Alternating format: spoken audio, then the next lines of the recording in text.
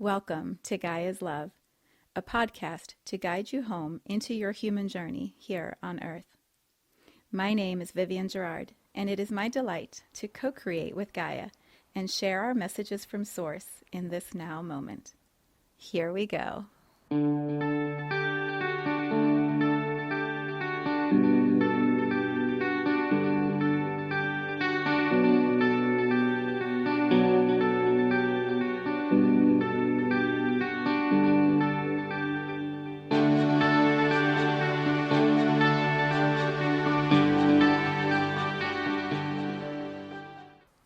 Episode 492.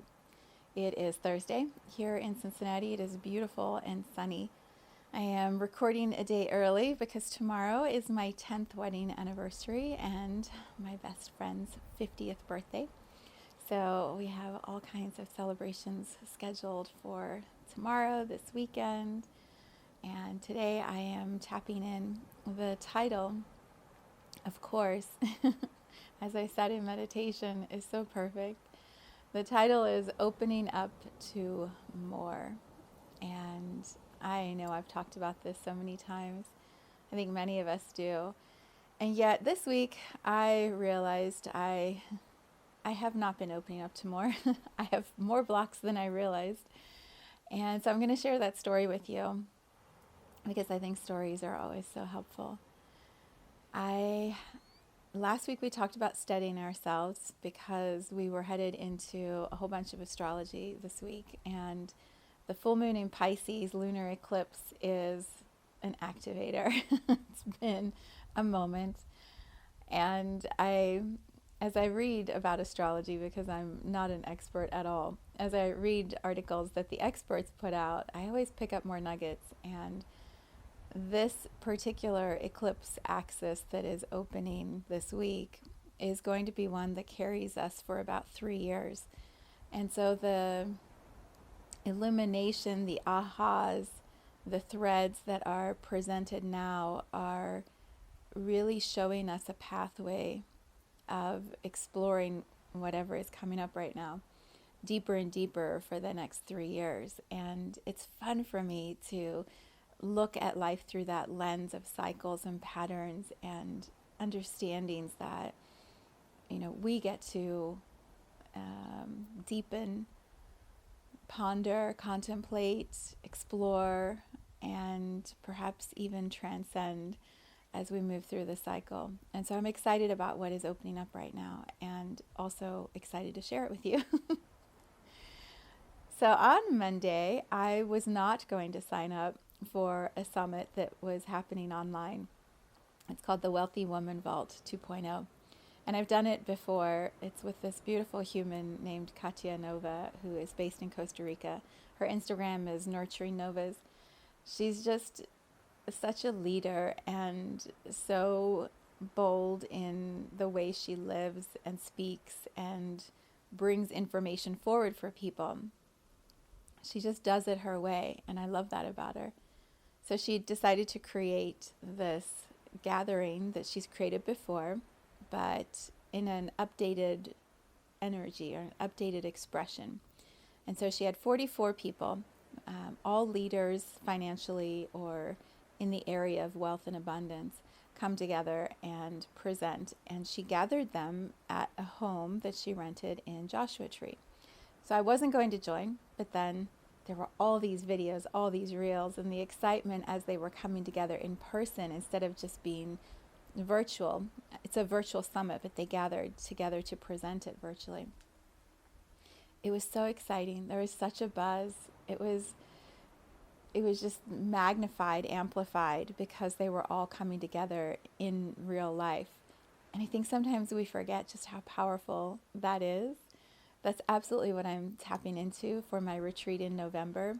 It's being together in person and having just so many extra moments and connection points and just doing life in person for a little while and watching them have this experience has just been so much fun for me. So I wasn't going to do it, and then the energy built, and so finally I'm like, I'll do it. And the one that got me, and this is what I'm going to be talking about today, the one that got me in was this woman named Elise. I think you say Braithwaite, I think her last name. She is a shaman, a mystic, a healer. I'm sure she has lived many, many lifetimes, and she weaves all of that. Jade is with us. She weaves all of that magic into her ceremony experiences, and she was doing the opening ceremony for this Wealthy Woman Vault. I signed up, changed my schedule for Tuesday so that I could be be live on the live ceremony on Zoom. And so we started with some conversation. She was just sharing her work and what she feels with the eclipse season and the full moon in Pisces and the gathering and the timing of this event that they were hosting. And then she does this thing where this is her work, her healing gift, one of many, I'm sure. She guides a process. It's called SRT, and she's tracking the energy of the whole container, and she has a way of measuring how ready the container is for the information that's going to be presented through the 3-day summit. As she's tracking and checking what everyone's readiness is, the blocks start to identify themselves.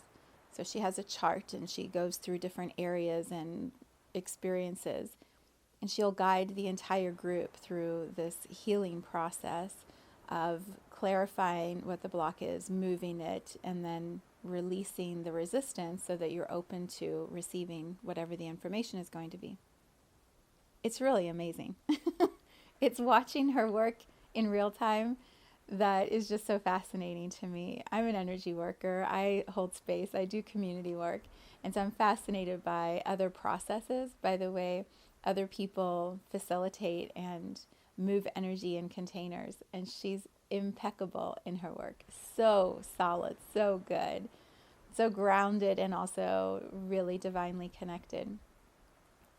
I'm sitting there taking my notes at my laptop in my journal, loving what she's sharing. This is great. This is so good. I feel this. Yes, this connection. This feels true. Then she says, there's still so much resistance. Okay, we're going to do breath work, which she said I don't usually do in this large of a group. I think there were 500-600 of us on the call, on the Zoom. And there's, I don't know, thousands doing it in the whole space. So she says, we're going to do this breath work. And you're going to breathe this to the left, to the right, hold for 2. Back to the left, to the right, hold for 2. I'm like, okay. So I'm sitting in front of my laptop. I start doing the breath. And she asks this question. She said, when last did you block receiving? When last did you block receiving? And you just say the first thing that comes to mind out loud. And my first thing was this morning, because my husband had wanted to hug me extra and cuddle for a minute before we got up and started our day. And I was like, no, we got to go. We got stuff to do. So I was sitting in front of the laptop with my eyes closed going, I blocked receiving just this morning. Oh my gosh. And then she's asking, when last before that? When last before that? And I just started seeing all the little moments where I block whatever it is that's wanting to come towards me. Keep in mind, I just talked about the surrender experiment a couple weeks ago on Insight Timer, which is all about say yes to everything. There's a very clear message coming through from the universe, from my soul to me right now. And what do? I come share it with you because that's how it rolls. I was amazed at how many things I was blocking. And you're doing it very quickly, and she's asking the question very quickly, and you're just allowing the energy to move and the images to come forward and your immediate gut response to move out of your mouth. I was seeing different times in this life, in this current relationship I'm in with my husband, where I block receiving, and then going back to my first marriage where I blocked receiving, back to the people that I dated before. For some reason, my thread was very much about relationship. And I'm sure every time you go back and do this exercise, another area of life where you block or I block receiving shows up. In this particular thread, it was about relationships. And I'm watching all these images come through and show me how I block again and again the love that wants to come through, the depth that is possible, the steadiness, the trust. When I was looking at relationships from my high school years, and I know we're all young and we don't know now, we don't know then what we know now. But it was really amazing just to see how much resistance and armor I had up, even in those relationships that just wanted to offer me so much love. Jade is sitting here just purring. She has no blocks to receiving. She's just so open to as much love as we want to give her. She'll take it all. Along with the little hair combing while we're sitting here, just to make sure that her fur stays really soft. She's so happy. Her eyes are closed and her head is just tilted up. That was not me. I have not been that way in my life. And then all of a sudden, I was in a past life in this breath work. It was no more than 5 minutes that we were doing this breathing in community. I'm sure it was also amplified because so many of us were doing it at the same time. And we had such a steady space holder for the experience. Back, lifetime. I was just seeing images flash of all the lives where I had said no. I rejected, I pushed away. And I got to this one moment, an image of seeing the beauty of the life that I would be going into. It was in the forests way back before there was a lot of civilization and a warm jungle kind of climate. And I could see the life with the mother that I would be connected to. And for some reason, it was a no, and I didn't go into that experience and have that life. It was just this flash of awareness in my consciousness of, you've even turned that down. You've even turned down the experience of pure joy radiating in a mother-child relationship. Why did you turn that down? And there's no time really to think because it's so fast. You're just reacting quickly. But the tears, the energy that was moving through me, the emotion that was just flooding through my body, it was a full experience, mind, body, soul, everything immersed in what was happening in this breath work. She finally said to stop, and I was breathing so quickly, it's almost a hyperventilating at that point. And the tears were running, and I just didn't even know what to do because it was so quick that this experience opened and happened. And so I just sat there, and she's, having everybody just relax and come back, and people are sharing their comments, their thoughts, and I'm sitting there in amazement at the whole process. And the woman, Elisa's words to us were, this wasn't meant to clear all the blocks to our receiving. This was meant to bring our awareness to how many blocks we actually have, to show us the level of resistance that is actually present right now in our lives. And that is the work to do for the next 3 years. Okay, Jade. She's just reorienting herself on my lap. That is the work to do. It's to explore within our own consciousness the places where we resist the fullness of this human experience, the immense potential of all that can be created. I was blown away at how much I was blocking without realizing it, and the threads that ran through time after time after time beyond what my conscious mind was able to understand. So what do we do with that? This is the work of the next few years. And I feel like this is also the work of Pluto moving into Aquarius. It's a time of, Aquarius for me is so much about the ethereal, the consciousness, the intuitive knowings, the guidance, the connection to our guides, our soul guides, to our source, to creation. That's how I understand Aquarius.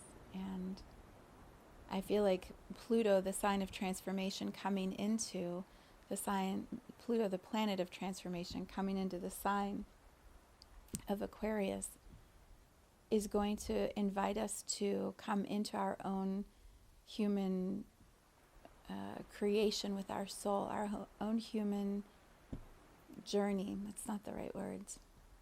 It's like an invitation to explore our consciousness, to come into our awareness in the human self here and expand it, play with it, define it, redefine it, release the things that are holding us or blocking us from receiving, and open up to more, to the greater potential. Maybe another way to put it, I did a live this week on Instagram with a really beautiful woman. Her name is Dominique Laundry, and she is a heart-centered divorce strategist, conscious relationship coach. She works with people through the entire process of the divorce, which I find to be rare. Hopefully will become more common soon, but right now is rare. And we were talking about the journey of going through, for example, a divorce, and how you don't know what you don't know until eventually you know it. And so you don't know that you don't maybe understand that you're going to have a relationship with your ex, if you have children, for the rest of your life. And so how do you want to communicate with that person who is going to be in your life for the rest of your life? How do you want to communicate with them now when you're in the middle of the messiness? When we don't know, we react out of anger or bitterness, regret, whatever. And so the ways that we speak to people are not the same ways that if we knew we were building a long-term relationship, we would be speaking. But we don't know that because we don't know it yet. And I think that same example can be applied to our own understanding of consciousness in the human form. We're only at the level of awareness that we are at in the moment. And until our awareness expands, we don't know yet. This is the paradox, the complexity, the magic of being human, of being here on Earth. We're constantly evolving. I have cat hair all over me now. We're constantly evolving, or we have the potential to constantly evolve. If we really lean fully into this human realm and we're constantly opening up to more, we are going to keep changing. We are going to keep having more awareness, and we don't know yet until we know. And so Pluto in Aquarius, I believe, is going to be a time of more knowing. And when I call it remembering. And when we start to remember, things happen.